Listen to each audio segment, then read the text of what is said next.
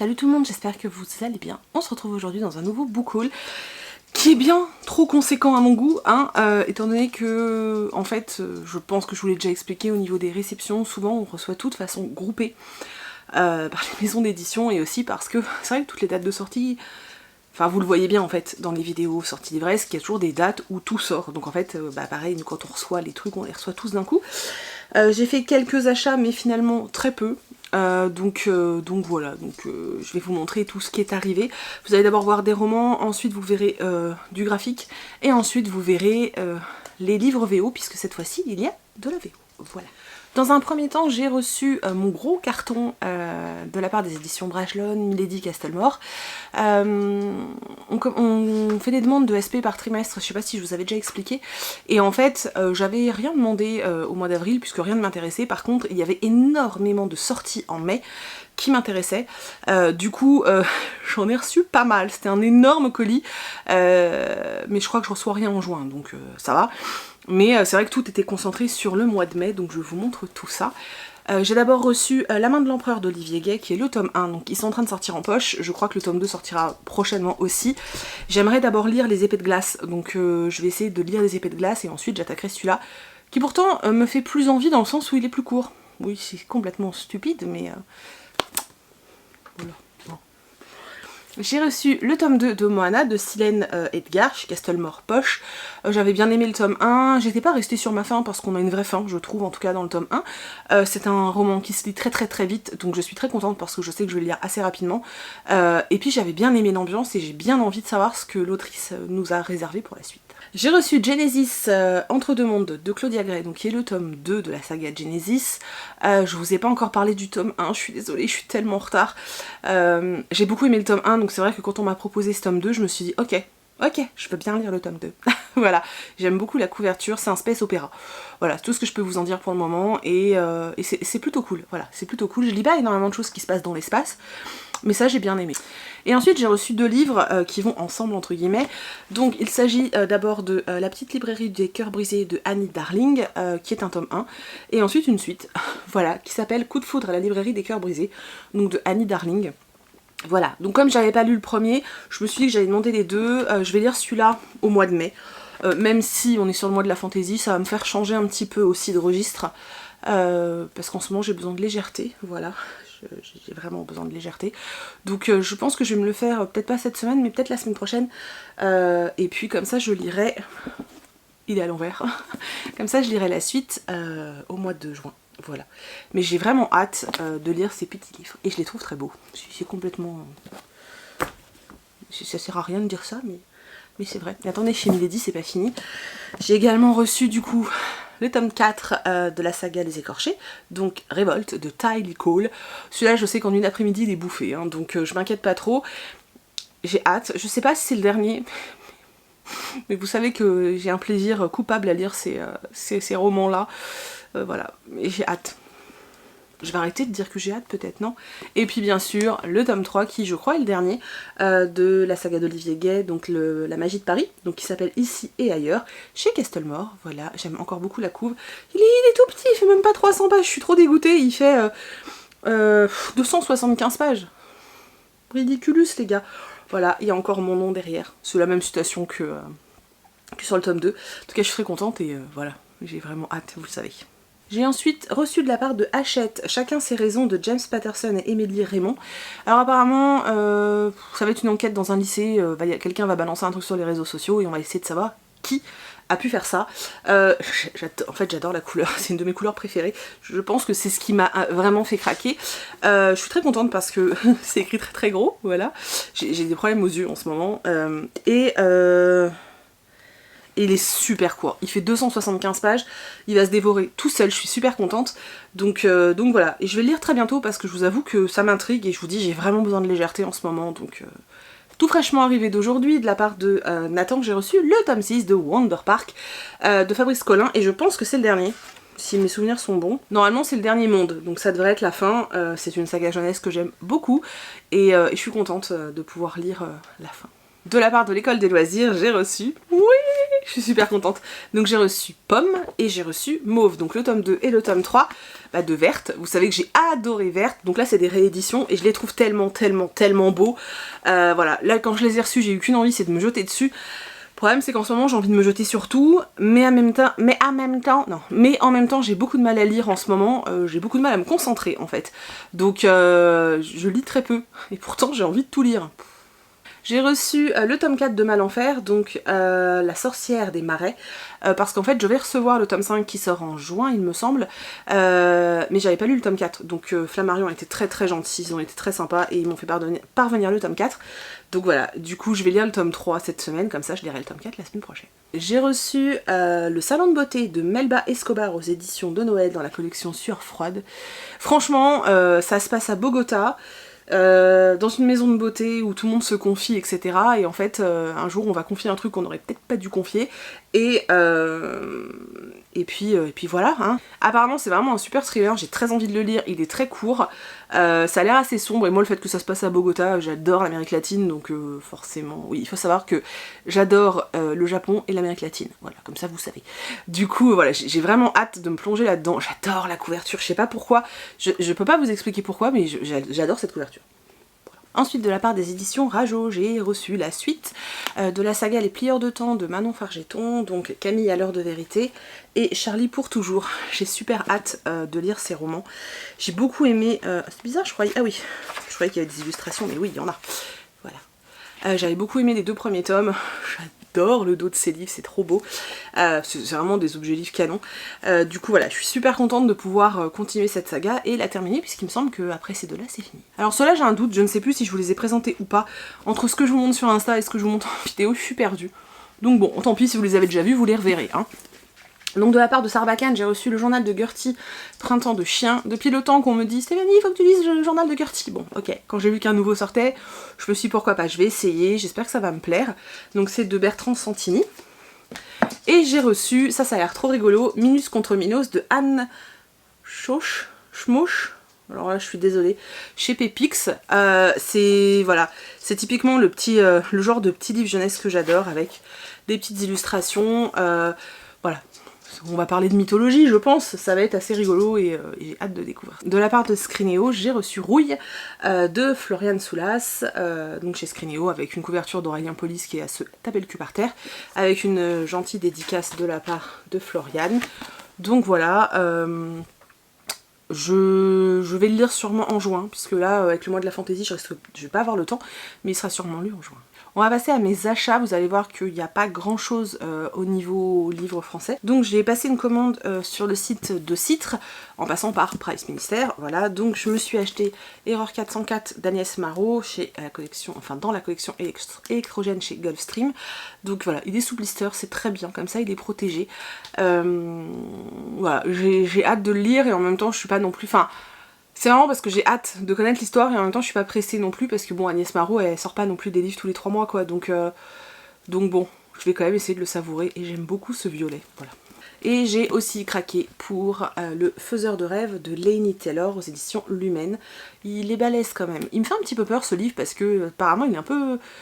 Je sais pas pourquoi, j'ai l'impression qu'il est compliqué à comprendre, bref, on verra. Celui-ci aussi est sous blister, voilà. Dans cette commande, j'avais aussi commandé 2 graphiques, enfin 2 gros mangas, on va dire, voilà.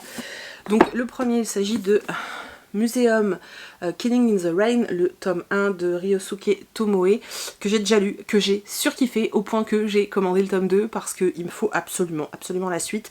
Ils existent dans un format plus classique, mais du coup il y a plus de tomes.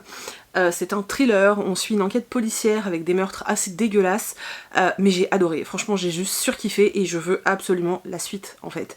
Voilà, que j'ai commencé aussi chez De Citre en passant par Price. Le problème c'est que ça met au moins 10 jours à arriver, mais bon, c'est pas grave. Et j'avais également commandé un autre manga que je vous ai présenté dans ma vidéo sortie livresque du mois d'avril je crois, donc Sous un ciel nouveau de Kei Fuji et de Kokoro Hirai. C'est chez Latitude Édition, voilà. Pareil, c'est un grand manga, je l'ai pas encore lu. Derrière, le seul truc à retenir, c'est ces petits instants magiques où votre destin bascule. J'ai vraiment super hâte, il me fait vachement envie. Voilà, je suis déjà sur une autre lecture graphique, donc une fois que je l'aurai terminée, je m'attaquerai à ça. Et ensuite, je suis allée donc au Futurial à Aulnay et j'ai acheté 3 livres dont un que je vais pas vous montrer là parce que vous allez voir en point lecture lundi et qu'il est rangé autre part. Voilà, donc le nouveau Estelle Faye, qui est un livre jeunesse dont je vous ai déjà pas mal parlé sur Instagram, donc vous le verrez dans le point lecture de lundi ou un truc comme ça. J'ai aussi acheté Titania 3.0 de Pauline Puccino. Voilà, c'est un monde dans lequel où tout est régi par les réseaux sociaux, l'argent, la beauté et tout. Donc j'avais très envie de découvrir ça. Je pense que deux personnages aux opposés vont se rencontrer. Voilà, ça se trouve c'est nul, mais je sais pas pourquoi, moi ça me tentait, donc voilà. Et j'ai acheté ça.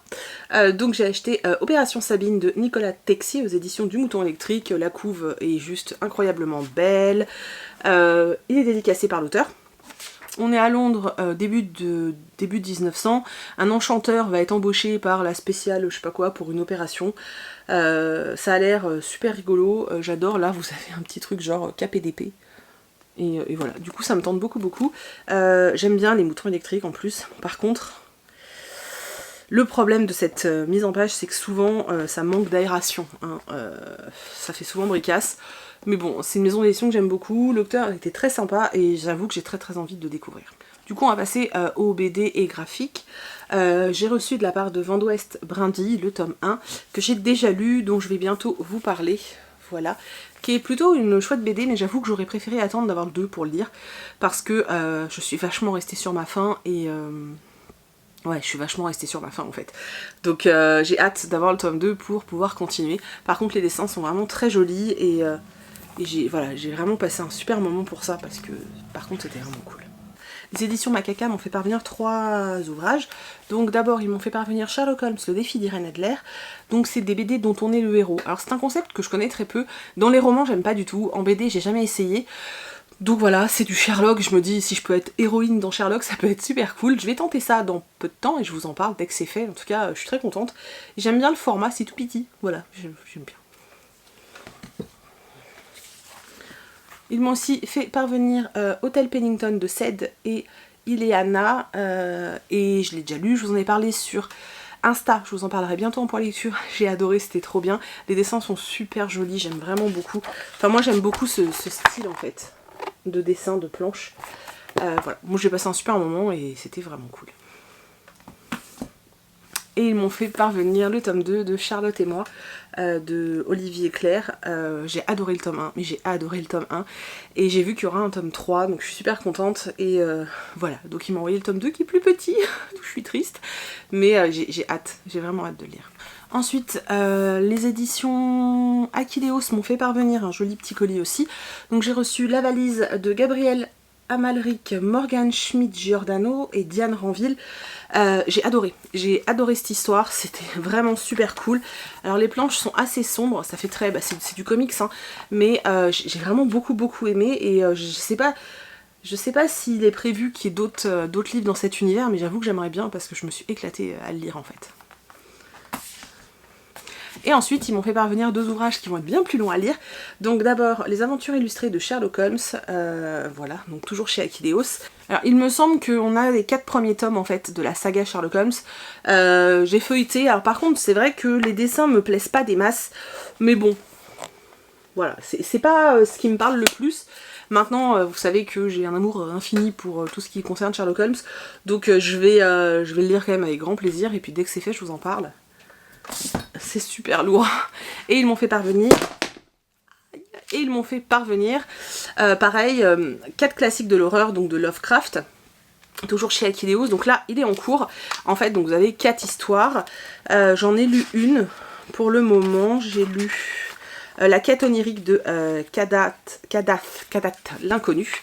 Voilà, j'aime beaucoup. Alors pareil, les dessins me branchent pas des masses, c'est pas mon style, mais j'aime beaucoup me replonger dans ces histoires de Lovecraft de façon graphique comme ça, je trouve ça plutôt sympa. Et je pense que pour tous les gros fans, ça peut être cool. Et peut-être même pour les novices en fait. Quoique, il faut avoir peut-être quelques connaissances sur l'univers de Lovecraft. Mais bon, après, vous n'êtes pas non plus perdu quoi. Toujours dans ma commande Price Minister, je m'étais commandé Blanche-Neige, donc le conte des frères Grimm, et de Benjamin Lacombe, illustré par Benjamin Lacombe. Je vous ai dit il n'y a pas longtemps que j'allais me faire tous les Benjamin Lacombe. Voilà, donc je les achète au fur et à mesure.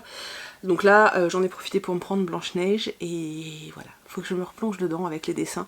Je pense que je ferai ça, j'adore faire ça, j'adore lire les graphiques le matin en fait, quand je suis réveillée depuis peu de temps et voilà, je lis ça dans mon lit, c'est un truc que j'aime beaucoup. Donc je vais me faire ça un matin, je pense. Et le dernier graphique, oui il y en a eu pas mal, hein. Le dernier graphique je viens de le recevoir, donc c'est de la part de Rue de Sèvres, c'est L'Observatrice, donc de Emmanuel Hamon, Damien Vidal. On est au je vais pas y arriver. On est au Kirghizistan, où une jeune femme est envoyée par l'OSCE pour veiller au bon déroulement des premières élections démocratiques dans le pays. J'avoue que le sujet m'intéressait plutôt pas mal, donc dès que c'est lu, je vous en parle. Du coup on va passer à mes livres VO. Je m'étais précommandé Bad Mermaids de Sibé Alpounder chez Bloomsbury. Voilà, c'est celle qui fait la saga Witch Wars, je sais pas si vous connaissez. Et c'est shiny. Bon bah c'est jeunesse, hein, c'est une histoire de sirène, avec des illustrations tout partout, je sais pas si vous allez en voir d'autres. Voilà, c'est le premier tome de sa nouvelle saga. Non mais je vous jure, ça brille de partout, c'est ouf. Voilà, j'avais très envie de la lire, je cherchais à comprendre pourquoi, donc je me l'étais précommandée. Marine, du compte Instagram Marinosaure, que j'aime beaucoup, m'a offert un livre, voilà. Elle m'a envoyé The Girl Who Walk on Air de Emma Carroll. Donc voilà, je vais pas relire le générique. Je vais pas relire la 4e de couve, mais il est super beau. J'ai vraiment hâte de découvrir cette autrice parce que j'en ai beaucoup entendu parler. Et c'est vrai que ce livre me faisait vraiment super envie, donc j'ai vraiment hâte. Bon par contre dans celui-là, il n'y a pas d'illustration, mais c'est écrit assez gros, donc je pense que ça va se lire assez bien. Voilà, je suis contente. Merci encore Marine. Par peur qu'il ne soit plus disponible, je me suis commandé le 3e tome de Sherlock Academy, donc qui s'appelle The Holmes Brigade, donc de FC Shaw. Je vais lire le tome 2 là tout prochainement, mais c'est vrai que je voyais qu'il y en avait de moins en moins, donc j'ai eu un peu peur, j'avoue j'ai eu un peu peur qu'il n'y en ait plus. En fait ils ont changé la façon ils ont changé les livres, ceux-là étaient tout plats et là ils sont bombés. Alors ça paraît con mais ça fait bizarre. Voilà. Bref, j'avais adoré le tome 1, donc j'ai très envie de me replonger dans les aventures de ces deux enfants. Donc voilà. J'ai hâte, je suis contente. Et ensuite les deux derniers, je vous les ai montrés sur Instagram parce qu'ils sont trop beaux et qu'ils me... Voilà. Donc je me suis acheté Amina's Voice de Ena Khan. Franchement, je sais pas si... Ouais, vous voyez à quel point la couve brille. C'est incroyable, elle est super belle. Le hardback n'a rien de particulier. Ensuite une petite fille qui à la rentrée scolaire va voir sa meilleure amie se rapprocher d'autres enfants et elle va se poser beaucoup de questions apparemment hein, sur sa position. Va y avoir des attentats il me semble dans une mosquée qui va aussi la faire réfléchir par rapport à sa religion et par rapport à sa place dans le monde où elle vit. C'est très court, hein, ça fait moins de 200 pages mais je suis très intriguée. Je voulais le lire là mais en fait je vais pas avoir le temps donc je vais le lire le mois prochain mais j'ai trop hâte. Et puis alors l'autre, dès que j'ai vu qu'il sortait de toute façon il était déjà dans ma wishlist parce que voilà, hein, voilà. Alors c'est vraiment dommage parce que vous pouvez pas voir, là vous avez des effets miroirs sur tous les poissons aussi, je sais pas si on se rend bien compte, sur le dos aussi, c'est incroyablement beau, c'est vraiment incroyablement beau. Donc c'est The Surface Breaks, c'est une réécriture de La Petite Sirène, donc de Louise O'Neill, alors je sais jamais si on dit O'Neill, bref, de Louise O'Neill on va dire, donc c'est l'autrice qui a écrit Asking for It.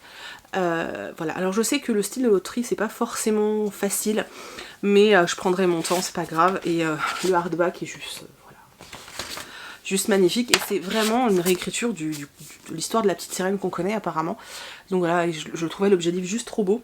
Mon problème c'est que j'ai vraiment hâte de tout découvrir en fait, voilà. Donc comme je vous avais dit, c'est un petit peu long, j'ai reçu beaucoup de choses là dernièrement, donc forcément voilà. Donc j'ai beaucoup de choses à lire, je n'ai plus qu'à aller m'y mettre. J'espère que la vidéo vous a plu. N'hésitez pas à me dire dans les commentaires si certains livres vous ont interpellé, s'il y en a que vous découvrez, s'il y en a qui vous font envie. N'hésitez vraiment pas à me dire parce que voilà, s'il y en a sur lesquels vous voulez mon retour plus rapidement, comme ça j'essaierai de les placer plus haut de la pile, au niveau de ma pile à lire. Voilà, c'est tout. Je vous remercie du fond du cœur d'avoir regardé cette vidéo, j'espère que vous avez passé un bon moment, que vous avez fait des belles découvertes. Voilà, n'hésitez pas à aller checker en barre d'infos si vous voulez voir les titres. Normalement je les ai mis dans l'ordre de la vidéo en fait, donc n'hésitez pas à aller voir si vous avez oublié des titres. Et voilà, je vous fais des gros bisous, j'attends vos commentaires et vos pouces en l'air et je vous dis à bientôt dans une prochaine vidéo. Salut!